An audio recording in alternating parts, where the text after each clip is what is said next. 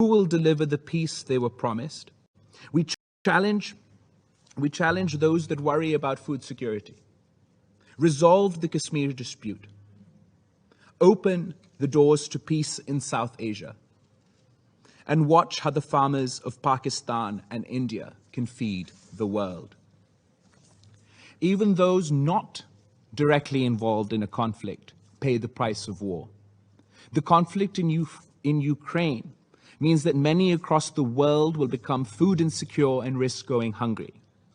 Pakistan relied heavily on wheat and fertilizer from the region. Our farmers are suffering, and so are our people.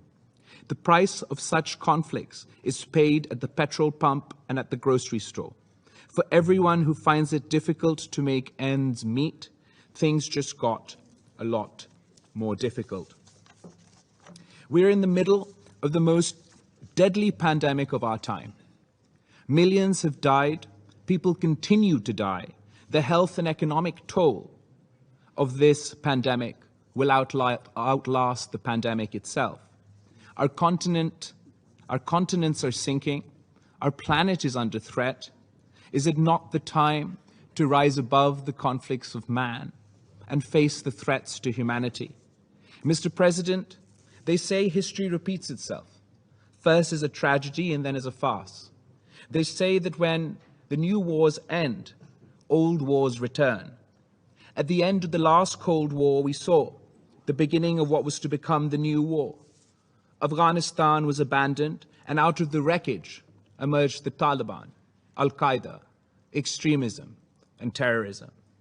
Today, Afghanistan runs the risk of being abandoned yet again, and we find ourselves at the precipice of what many fear can be a new era of great power conflict.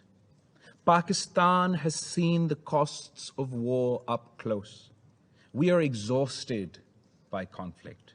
We just witnessed how after decades of conflict, ultimately dialogue and diplomacy were the path to a conclusion.